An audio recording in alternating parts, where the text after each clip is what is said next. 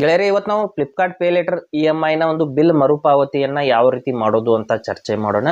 ಫ್ಲಿಪ್ಕಾರ್ಟ್ನಲ್ಲಿ ನೀವು EMI ಮೂಲಕ ಏನಾದರೂ ತಗೊಂಡಿದ್ರೆ ಫ್ಲಿಪ್ಕಾರ್ಟ್ ಪೇ ಲೇಟರ್ EMI ಅಂತ ಇರುತ್ತೆ. ಅಲ್ಲಿ ಯಾವುದೇ ರೀತಿಯಲ್ಲಿ ಕಾರ್ಡ್ ಇಲ್ಲದೆ ನಾವು EMI ಮಾಡ್ಕೋಬಹುದು. ಫ್ಲಿಪ್ಕಾರ್ಟಲ್ಲಿ ಆ ಒಂದು EMI ಮೂಲಕ ನೀವು ಏನಾದರೂ ಖರೀದಿ ಮಾಡಿದರೆ ಅದರ ಒಂದು EMI ಬಿಲ್ಲನ್ನು ಪ್ರತಿ ತಿಂಗಳು ನೀವು ಯಾವ ರೀತಿ ಕಟ್ಟಬೇಕು ಅಂತ ನಾನು ಇವತ್ತು ಹೇಳ್ತೀನಿ.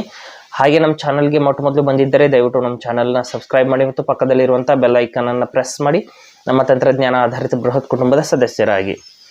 ಸ್ನೇಹಿತರೆ, ಮೊದಲು ನಾವು ಫ್ಲಿಪ್ಕಾರ್ಟ್ ಆ್ಯಪ್ನ ಓಪನ್ ಮಾಡ್ಕೊಳ್ಳೋಣ. ಆ ಒಂದು ಡ್ಯೂ ಡೇಟ್ ಯಾವಾಗ ಇರುತ್ತೆ, ಅದನ್ನು ಯಾವಾಗ ಕಟ್ಟಬೇಕು ಅನ್ನೋದನ್ನು ಸಂಪೂರ್ಣವಾಗಿ ನಾನು ಎಕ್ಸ್ಪ್ಲೈನ್ ಮಾಡ್ತೀನಿ. ಫ್ಲಿಪ್ಕಾರ್ಟ್ ಆ್ಯಪ್ನ ಓಪನ್ ಮಾಡಿದ ನಂತರದಲ್ಲಿ ಕೆಳಗಡೆ ಅಕೌಂಟ್ ಅಂತ ಆಪ್ಷನ್ ಇರುತ್ತೆ, ಅಲ್ಲಿ ಕ್ಲಿಕ್ ಮಾಡ್ಕೊಳ್ಳಿ.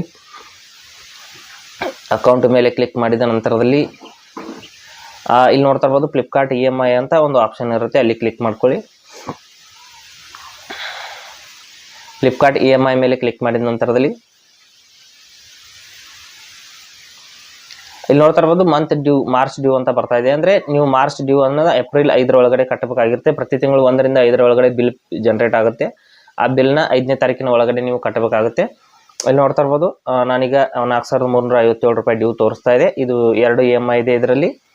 ಇದನ್ನು ನಾನು ಪೇಮೆಂಟ್ ಮಾಡಬೇಕು ಅಂದರೆ ಇದ್ರ ಮುಂದ್ಗಡೆ ಪೇ ಅಂತ ಆಪ್ಷನ್ ಇರುತ್ತೆ ಸ್ನೇಹಿತರೆ, ಅದ್ರ ಮೇಲೆ ಕ್ಲಿಕ್ ಮಾಡಿ ನಾವು ಪೇಮೆಂಟನ್ನು ಮಾಡಬೇಕಾಗುತ್ತೆ. ಯಾವ ರೀತಿ ಮಾಡೋದು ಅನ್ನೋದನ್ನು ಕೂಡ ನಾನು ಹೇಳ್ತೀನಿ, ಯಾವ ವಿಧಾನದಲ್ಲಿ ಮಾಡ್ಬೋದು ಅಂತಲೂ ಕೂಡ ಹೇಳ್ತೀನಿ. ಇಲ್ಲಿ ಪೇ ಅಂತ ಕ್ಲಿಕ್ ಮಾಡ್ಕೋತೀನಿ.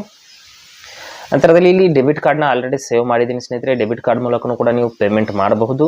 ಇಲ್ಲಾಂದರೆ ಕೆಳಗಡೆ UPI ಆ್ಯಪ್ ಮೂಲಕನೂ, ಫೋನ್ಪೇ ಅಥವಾ ಗೂಗಲ್ ಪೇ ಆ್ಯಪ್ ಮೂಲಕನೂ ಇಲ್ಲಿ ನೋಡಿ ಪೇಮೆಂಟ್ ಮಾಡ್ಬೋದು. ಅಥವಾ ಕ್ರೆಡಿಟ್ ಕಾರ್ಡು, ಡೆಬಿಟ್ ಕಾರ್ಡ್ ಮೂಲಕನೂ ಕೂಡ ಕೆಳಗಡೆ ಹೊಸ ಕಾರ್ಡನ್ನು ಆ್ಯಡ್ ಮಾಡಿನೂ ಕೂಡ ಪೇಮೆಂಟ್ ಮಾಡಬಹುದು. ಇಲ್ಲಿ UPI ಅಂತ ಸೆಲೆಕ್ಟ್ ಮಾಡ್ಕೊಳ್ತೀನಿ. ಮಾಡಿದ ನಂತರದಲ್ಲಿ ಇಲ್ಲಿ ನೋಡ್ತಾ ಇರ್ಬೋದು Google Pay, PhonePe, Navi, Amazon Pay ಎಲ್ಲ UPIಗಳಿದೆ. ಇಲ್ಲಿ ನಾನು ಜಾಸ್ತಿ ಯೂಸ್ ಮಾಡುವಂಥದ್ದು ಫೋನ್ಪೇ, ಅದರ ಮೇಲೆ ಕ್ಲಿಕ್ ಮಾಡ್ಕೊತೀನಿ. ನಂತರದಲ್ಲಿ ಪೇ ಅಂತ ಕ್ಲಿಕ್ ಮಾಡ್ಕೊತೀನಿ.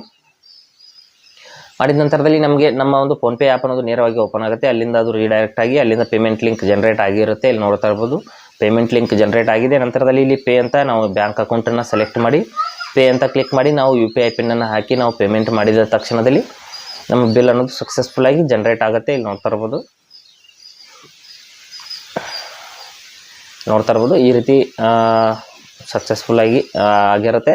ಈ ರೀತಿ ಒಂದು ಸ್ಕ್ರೀನ್ ಬರುತ್ತೆ. ನಂತರದಲ್ಲಿ ಇದನ್ನು ಕ್ಲೋಸ್ ಮಾಡಿ ಮತ್ತೊಂದು ಬಾರಿ ನಾನು EMI ಪೇಜ್ನ ಓಪನ್ ಮಾಡ್ತೀನಿ. ಪೇಮೆಂಟ್ ಪ್ರೊಸೆಸ್ಡ್ ಸಕ್ಸಸ್ಫುಲ್ ಅಂತ ಮೆಸೇಜ್ ಕೂಡ ಬಂದಿದೆ. ನಾನು EMIನಲ್ಲಿ 0 ಆಗಿದೆಯಾ ಇಲ್ಲ, ಡ್ಯೂ ಅಮೌಂಟ್ 0 ಆಗಿದೆಯಾ ಇಲ್ವಾ ಅಂತ ಒಂದು ಸಾರಿ ನೋಡೋಣ. ಇಲ್ಲಿ ನೋಡ್ತಾ ಇರ್ಬೋದು ಮಾರ್ಚ್ ಡ್ಯೂ ಅನ್ನೋದು ಪೇಮೆಂಟ್ ಪ್ರೊಸೆಸ್ಡ್ ಅಂತ ಬರ್ತಾ ಇದೆ. ಅಂದರೆ ಇಲ್ಲಿ ಅನ್ಬಿಲ್ಡ್ 0 ಇದೆ. ಈ ರೀತಿ ನಾವು ಫ್ಲಿಪ್ಕಾರ್ಟ್ ಪೇ ಲೇಟರ್ ಬಿಲ್ನ EMIನ ಮರುಪಾವತಿ ಮಾಡಬಹುದು. ಹಾಗೆ ಸ್ನೇಹಿತರೆ, ಕೊಟ್ಟಿರೋ ಮಾಹಿತಿ ಸಂಪೂರ್ಣ ಮತ್ತು ನಿರೂಪಣೆ ಮಾಡಿದೆ. ಶೈಲಿ ಉತ್ತಮ ಅಂತ ಅನಿಸಿದರೆ ವಿಡಿಯೋನ ಲೈಕ್ ಮಾಡಿ ಮತ್ತು ನಿಮ್ಮ ಸ್ನೇಹಿತರಿಗೂ ಕೂಡ ಶೇರ್ ಮಾಡಿ. ಹಾಗೆ ಅದ್ರ ಬಗ್ಗೆ ಸಮಸ್ಯೆಗಳು, ಡೌಟ್ಗಳು ಇದ್ದರೆ ಕಮೆಂಟಲ್ಲಿ ಅವಶ್ಯವಾಗಿ ತಿಳಿಸಿ. ಮುಂದಿನ ವಿಡಿಯೋದಲ್ಲಿ ಮತ್ತೊಂದು ಹೊಸ ವಿಷಯದೊಂದಿಗೆ ಇರ್ತೀನಿ, ಮುಂದೆ ಬರ್ತೀವಿ. ಅಲ್ಲಿವರೆಗೂ ಟೇಕ್ ಕೇರ್.